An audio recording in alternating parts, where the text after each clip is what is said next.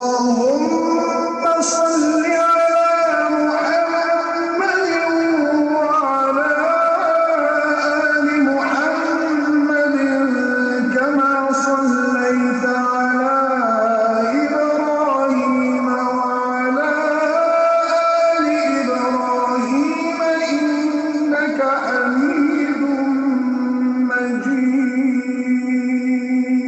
اللهم بارك على محمد وعلى آل محمد كما باركت على إبراهيم وعلى آل إبراهيم إنك حميد مجيد.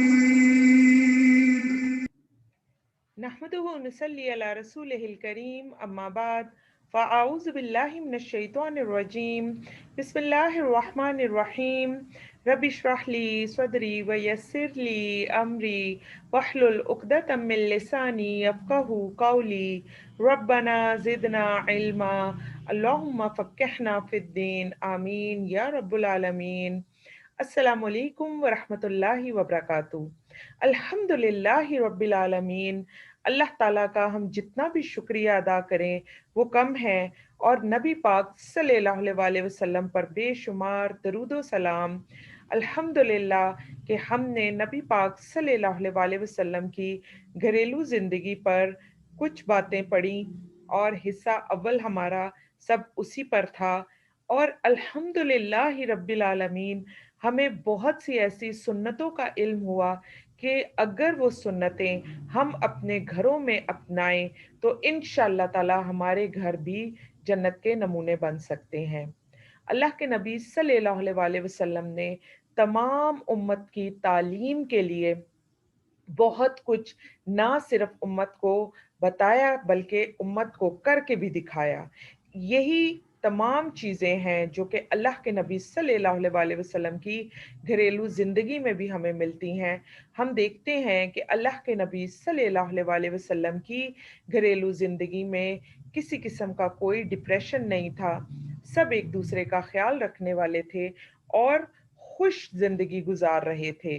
حالانکہ وہاں پر نہ تو پیسوں کی ریل پیل تھی اور نہ ہی کوئی ایسی بڑی چیز تھی، لیکن ان کی زندگیاں لگژریز کی محتاج نہیں تھیں. تو اللہ کرے کہ ہم بھی ان لیکچرز کے بعد اپنی گھریلو زندگیوں کو نبی پاک صلی اللہ علیہ وسلم کی گھریلو زندگی کی طرح بہترین بنانے کی پوری کوشش کریں، اور اللہ کرے کہ ہماری زندگیاں بھی بہترین زندگیاں بن جائیں انشاءاللہ العزیز. ہم پچھلے لیکچر میں پڑھ رہے تھے کہ اللہ کے نبی صلی اللہ علیہ وسلم اپنی ازواج کا بہت زیادہ خیال رکھتے تھے. آج بھی ہم اسی کو لے کر انشاءاللہ تعالی آگے چلیں گے. آج جو ہم سب سے پہلے پڑھیں گے وہ ہے نبی پاک صلی اللہ علیہ وسلم اپنی بیوی کے شوق کا بھی خیال رکھتے تھے. حضرت عائشہ رضی اللہ تعالیٰ عنہا فرماتی ہیں کہ میں گڑیوں کے ساتھ کھیلتی تھی. جیسا کہ آپ کو اور مجھے ہم سب کو معلوم ہے کہ حضرت عائشہ رضی اللہ تعالیٰ عنہا بہت چھوٹی تھیں، اور جس وقت ان کی شادی ہوئی تو ایک بچی کے جو شوق ہوتے ہیں وہ ان کے اندر بھی تھے، اور وہ گڑیوں سے بھی کھیلتی تھیں. تو پھر آپ صلی اللہ علیہ وسلم جب گھر تشریف لاتے تو میری سہیلیاں میرے ساتھ کھیل کود میں شریک ہوتی تھیں، لیکن نبی پاک صلی اللہ علیہ وسلم کو وہ دیکھتی تو چھپ جاتی. تو نبی پاک صلی اللہ علیہ وسلم انہیں ڈھونڈ ڈھونڈ کر میرے پاس بھیجتے اور ہم پھر کھیلنے لگ جاتی.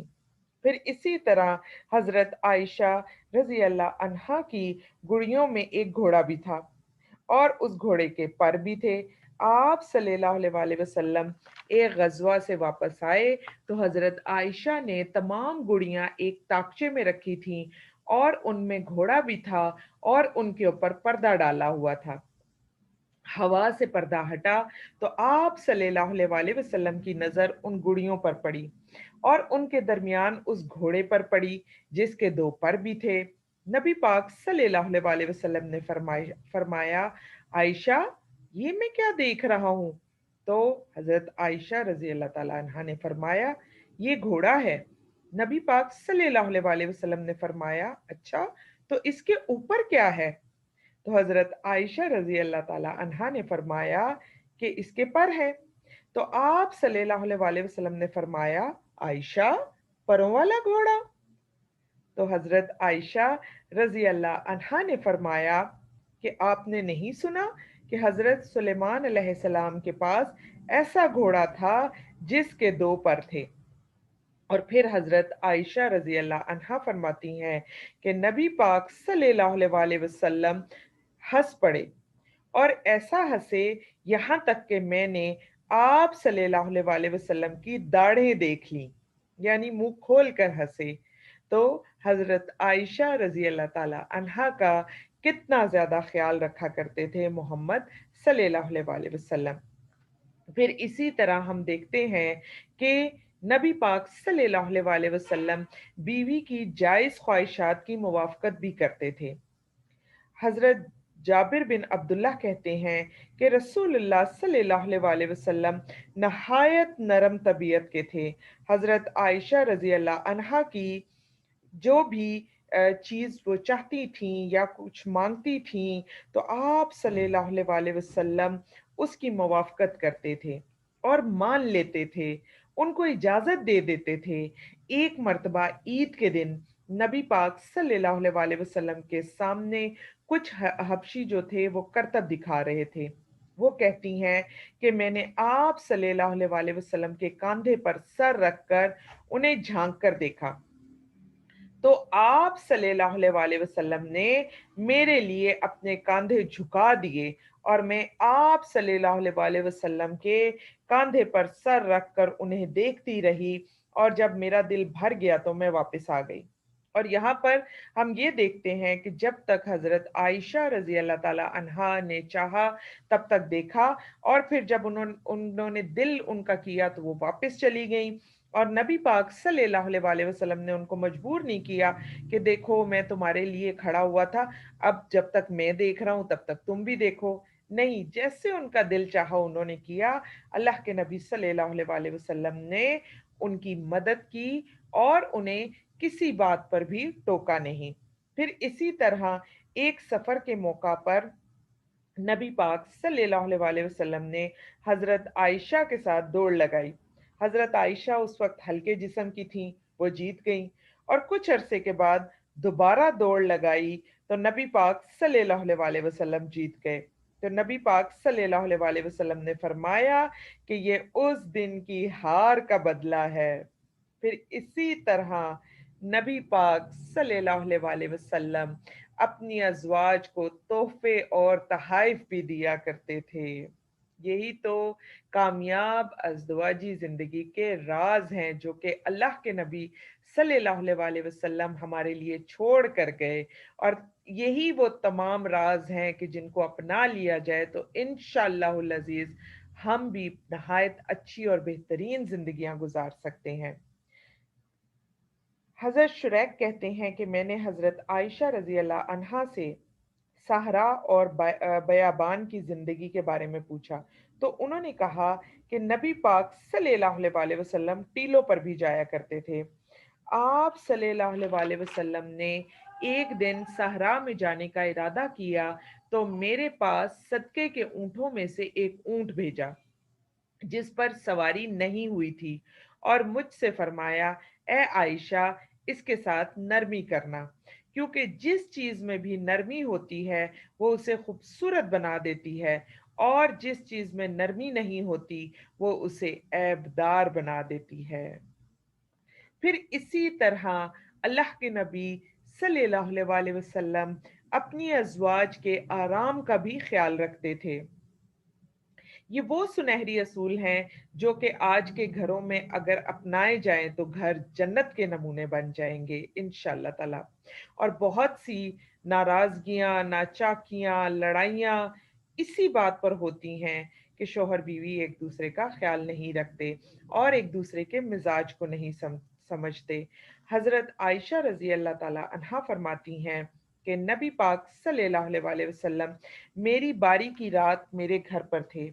آپ صلی اللہ علیہ وسلم نے کروٹ لی اور اپنی چادر اپنے اوپر اوڑھ لی، اپنی جوتیاں اپنے پاؤں کے پاس رکھ لیں۔ پھر آپ صلی اللہ علیہ وسلم اتنی دیر تک بستر پر ٹھہرے رہے کہ آپ صلی اللہ علیہ وسلم نے گمان کر لیا کہ میں سو چکی ہوں۔ پھر آپ صلی اللہ علیہ وسلم نے آہستہ سے اپنی چادر لی، آہستہ سے جوتی پہنی، آہستہ سے دروازہ کھولا اور دروازے سے باہر نکلے اور آہستہ سے دروازہ بند کیا۔ یہ سب اللہ کے نبی صلی اللہ علیہ وسلم نے اس لیے کیا کہ حضرت عائشہ رضی اللہ تعالی عنہا کو کسی قسم کی کوئی تکلیف نہ ہو اور وہ جاگ نہ جائیں۔ حالانکہ حضرت عائشہ رضی اللہ تعالی عنہا تمام معاملات دیکھ رہی تھیں۔ پھر اسی طرح اللہ کے نبی صلی اللہ علیہ وسلم دوسروں کو بھی تلقین کیا کرتے تھے کہ ایک دوسرے کے ساتھ نرمی کا معاملہ کیا کریں۔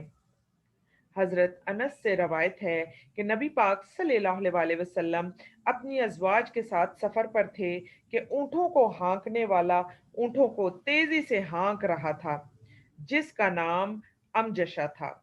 نبی پاک صلی اللہ علیہ وسلم نے فرمایا، اے امجشہ، تیرے لیے خرابی ہو، اونٹوں کو آہستہ آہستہ چلاؤ، نازک آبگینے ہیں۔ یعنی جو خواتین اوپر بیٹھی ہیں اور تم اونٹوں کو تیزی سے بھگا رہے ہو تو ان خواتین کو بھی اوپر جھٹکے لگتے ہوں گے، ان کو تکلیف ہوتی ہوگی، اور اس چیز کا بھی اللہ کے نبی صلی اللہ علیہ وسلم نے خیال رکھا کہ کوئی بات نہیں، دیر ہو جائے لیکن ان کی جو ازواج ہیں ان کو کسی قسم کی تکلیف نہ ہو۔ پھر اسی طرح حضرت انس رضی اللہ تعالیٰ عنہ کہتے ہیں کہ میں نے دیکھا نبی پاک صلی اللہ علیہ وسلم اپنے اونٹ میں اپنے پیچھے حضرت صفیہ کی وجہ سے اپنی عبا سے پردہ کیے ہوئے تھے۔ جب وہ سواری پر سوار ہوتی تو آپ صلی اللہ علیہ وسلم اونٹ کے پاس بیٹھ جاتے، اپنا گھٹنا کھڑا رکھتے، یعنی اپنے گھٹنے سے سیڑھی بناتے تھے۔ حضرت صفیہ رضی اللہ تعالی عنہا اپنا پاؤں آپ صلی اللہ علیہ وسلم کے گھٹنے پر رکھتی اور اونٹ پر سوار ہوتی، اور ہم یہ دیکھتے ہیں کہ اللہ کے نبی صلی اللہ علیہ وسلم کے اندر کتنی عاجزی تھی کہ اپنی ازواج کے لیے اپنا گھٹنا سیڑھی بنا دیا۔ اور یہ بھی تو ہو سکتا تھا کہ اللہ کے نبی صلی اللہ علیہ وسلم کوئی اور چیز رکھ دیتے، لیکن اللہ کے نبی صلی اللہ علیہ وسلم نے اپنی ازواج کی محبت میں خود کو پیش کیا۔ پھر اسی طرح ایک دفعہ حضرت صفیہ رضی اللہ تعالی عنہا اونٹ سے گر گئیں تو آپ صلی اللہ علیہ وسلم نے فوراً کہا کہ صفیہ کی فکر کرو اور اپنا خیال نہ کیا۔ اسی طرح نبی پاک صلی اللہ علیہ وسلم بیویوں کی باری کا بھی خیال رکھا کرتے تھے، بیماری میں بھی بیویوں کے حقوق کا خیال رکھتے تھے۔ جب نبی پاک صلی اللہ علیہ وسلم کے مرض الموت کا آغاز ہوا تو آپ صلی اللہ علیہ وسلم اپنی بیویوں کی باریوں کی پابندی کیا کرتے تھے، اور یہاں تک کہ بالکل آخر میں جب بیماری نے شدت اختیار کر لی تو آپ صلی اللہ علیہ وسلم تمام ازواج کی اجازت سے حضرت عائشہ کے ہاں تشریف فرما ہو گئے۔ پھر اسی طرح اپنے گھر والوں کو دم کرنا، اگر گھر والوں میں سے کوئی بیمار ہو جاتا تو نبی پاک صلی اللہ علیہ وسلم ان کو دم بھی کیا کرتے تھے۔ حضرت عائشہ رضی اللہ تعالی عنہا فرماتی ہیں کہ نبی پاک صلی اللہ علیہ وسلم اپنے گھر والوں پر اپنا داہنا ہاتھ پھیرتے جاتے اور یہ دعا پڑھتے جاتے، اذہب الباس رب الناس واشفی انت الشافی لا شفاء الا شفاءک شفاء لا یغادر سقما۔ اے اللہ، تو تمام لوگوں کا رب ہے، بیماری کو دور کر دے اور اسے شفا عطا فرما، اور تو ہی شفا دینے والا ہے، تیری شفا کے علاوہ کوئی شفا نہیں۔ اے اللہ، ایسی شفا عطا کر جو کوئی بیماری نہ چھوڑے۔ پھر اسی طرح اللہ کے نبی صلی اللہ علیہ وسلم بیوی کی سہیلیوں کو ہدیہ بھی دیا کرتے تھے۔ حضرت عائشہ رضی اللہ تعالیٰ عنہا فرماتی ہیں کہ آپ صلی اللہ علیہ وسلم جب بکری ذبح کرتے تو فرماتے تھے اس کا گوشت حضرت خدیجہ کی سہیلیوں کو بھیج دو۔ اسی طرح حضرت انس رضی اللہ تعالیٰ عنہ فرماتے ہیں کہ آپ صلی اللہ علیہ وسلم کے پاس کوئی چیز لائی جاتی تو آپ صلی اللہ علیہ وسلم فرماتے فلاں عورت کو دے آؤ، وہ خدیجہ کی سہیلی تھی، فلاں عورت کو دے آؤ، وہ خدیجہ سے محبت کرتی تھی۔ یعنی اپنی بیویوں کے ساتھ صرف زندگی میں ہی وفا نہیں کی، بلکہ ان کے مرنے کے بعد بھی ان سے وفا کی، ان کو یاد کیا، اور ان کا نہ ہونے پر ان کی سہیلیوں کو اسی طرح ہدیہ بھیجتے رہے جیسے کہ ان کی بیوی اپنی سہیلیوں کا خیال رکھا کرتی تھی۔ پھر اسی طرح سب سے خوبصورت بات جو مجھے لگتی ہے اللہ کے نبی صلی اللہ علیہ وسلم کی گھریلو زندگی میں ہے، وہ ہے کہ نبی پاک صلی اللہ علیہ وسلم کا اپنے گھر کے ماحول کو خوشگوار رکھنا۔ نبی پاک صلی اللہ علیہ وسلم اپنے گھروں کا ماحول بہت خوشگوار رکھتے تھے۔ حضرت عائشہ رضی اللہ تعالیٰ عنہ فرماتی ہیں کہ ایک دن میں نے ہریسہ پکا کر نبی پاک صلی اللہ علیہ وسلم کے پاس میں لے کر آئی۔ نبی پاک صلی اللہ علیہ وسلم میرے اور حضرت سودا کے درمیان تشریف فرما تھے۔ میں نے حضرت سودا سے کہا آپ بھی کھائیں، تو انہوں نے کھانے سے انکار کر دیا۔ میں نے کہا آپ ضرور کھائیں گی ورنہ میں اسے آپ کے چہرے پر مل دوں گی۔ انہوں نے پھر انکار کر دیا تو میں نے اپنے ہاتھ سے ان کے چہرے پر لگا دیا۔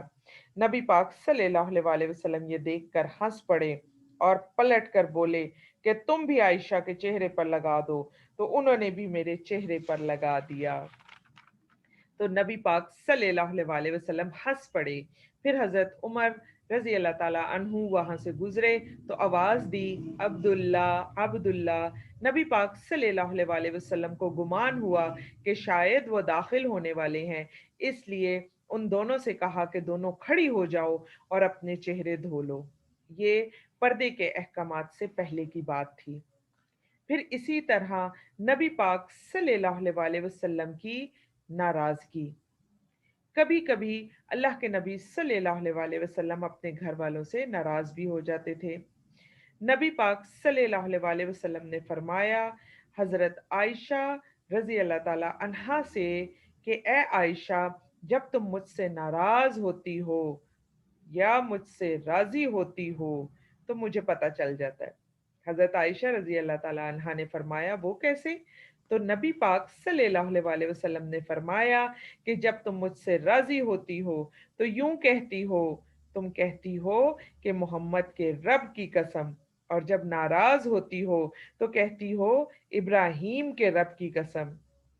تو حضرت عائشہ رضی اللہ تعالیٰ عنہا نے فرمایا اے اللہ کے رسول صلی اللہ علیہ وسلم، اللہ کی قسم میں صرف آپ کا نام ہی چھوڑتی ہوں، دل سے تو آپ کی محبت کبھی بھی نہیں جاتی۔ پھر اسی طرح بیوی کے والدین کو کبھی بھی شکایت نہیں لگاتے تھے۔ ایک دن حضرت عمر رضی اللہ تعالیٰ عنہ نے کہا کہ میں کچھ سوچ رہا تھا کہ میری بیوی نے کہا کہ آپ اس معاملے کو اس طرح سے کر لیں۔ میں نے کہا تمہارا اس میں کیا کام؟ تم کون ہوتی ہو اس میں دخل دینے والی؟ میری بیوی نے کہا خطاب کے بیٹے، تم پر حیرت ہے، تم نہیں چاہتے کہ میں تم سے تکرار کروں؟ حالانکہ تمہاری بیٹی حفصہ تو رسول اللہ صلی اللہ علیہ وسلم کو جواب بھی دے دیتی ہے۔ یہ سن کر حضرت عمر رضی اللہ تعالیٰ عنہ کھڑے ہو گئے اور ان کی بیوی نے ان کو اور بھی کچھ باتیں بتائیں، بلکہ غیرت دلائی کہ حضرت حفصہ جو ہیں وہ محمد صلی اللہ علیہ وسلم کو نہ صرف یہ کہ ان کی باتوں کا جواب دیتی ہیں، یہاں تک کہ ایک دن تو نبی پاک صلی اللہ علیہ وسلم کو انہوں نے دن بھر ناراض بھی رکھا تھا۔ تو یہ سن کر حضرت عمر رضی اللہ تعالیٰ عنہ جو تھے وہ فوراً چادر اوڑھ کر اپنی بیٹی حضرت حفصہ کے گھر کی طرف روانہ ہو گئے اور ان سے پوچھا کہ اے میری بیٹی حفصہ، کیا تم نبی پاک صلی اللہ علیہ وسلم کی باتوں کا جواب بھی دیتی ہو؟ اور ایک دن محمد صلی اللہ علیہ وسلم تم سے ناراض بھی رہے تھے؟ حضرت حفصہ نے کہا، جی ہاں، اللہ کی قسم ہم کبھی بھی آپ صلی اللہ علیہ وسلم کو جواب بھی دے دیتے ہیں۔ حضرت عمر نے کہا، جان لو میں تمہیں اللہ کی اور اس کے رسول کی ناراضگی سے ڈراتا ہوں۔ یہاں پر ہم یہ دیکھیں کہ میاں بیوی کے درمیان جو بھی تعلقات تھے نبی پاک صلی اللہ علیہ وسلم نے اپنے تک ہی رکھے، اور یہ دیکھیے کہ حضرت عمر رضی اللہ تعالیٰ عنہ سے محمد صلی اللہ علیہ وسلم دن میں کتنی دفعہ ملتے تھے۔ بیوی سے ناراضگی ہوئی تو اللہ کے نبی صلی اللہ علیہ وسلم اگر چاہتے تو حضرت عمر رضی اللہ تعالیٰ عنہ کو شکایت لگا کر بتاتے کہ تمہاری بیٹی نے میرے ساتھ کیا کیا، جیسا کہ آج کل کے معاشرے میں ہمارے گھروں میں ہوتا ہے۔ چھوٹی سے چھوٹی بات بھی ہو جائے تو بیوی کو جو ہے وہ طرح طرح کی باتیں سنانا، اس پر الزام لگانا، اس کو تانے دینا، یہ ہمارے گھروں کا ماحول بنتا جا رہا ہے۔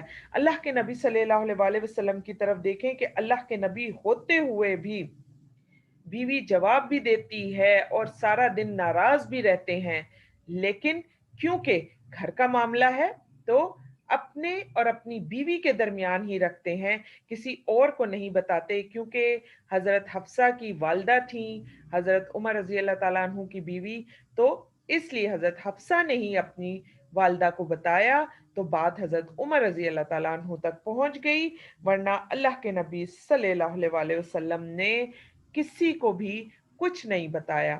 یہاں پر قرآن پاک کی یہ آیت ہن لباس لکم وانتم لباس لہن، اگر اس کو ہم سب اپنے ذہنوں میں رکھ لیں تو کبھی بھی بیویاں شوہروں کی باتیں اور شوہر بیویوں کی باتیں باہر کرتے ہوئے نہ پھریں، حتیٰ تک کہ ان کے والدین سے بھی کسی قسم کی کوئی بات جو ہے وہ کرنے کی ضرورت ہی نہیں ہے۔ یہ بھی ایک سنت ہمیں اللہ کے نبی صلی اللہ علیہ وسلم سے ملتی ہے کہ اس وقت تک جب تک کہ معاملہ گھر میں حل ہو سکتا ہے تو چھوٹی چھوٹی باتوں پر شکایتیں نہیں لگاتے تھے اللہ کے نبی صلی اللہ علیہ وسلم۔ اور پھر اسی طرح ہم آگے دیکھتے ہیں کہ محمد صلی اللہ علیہ وسلم اپنی بیویوں کے لیے کتنے زیادہ جو تھے وہ پیار کرنے والے اور بہترین شوہر تھے۔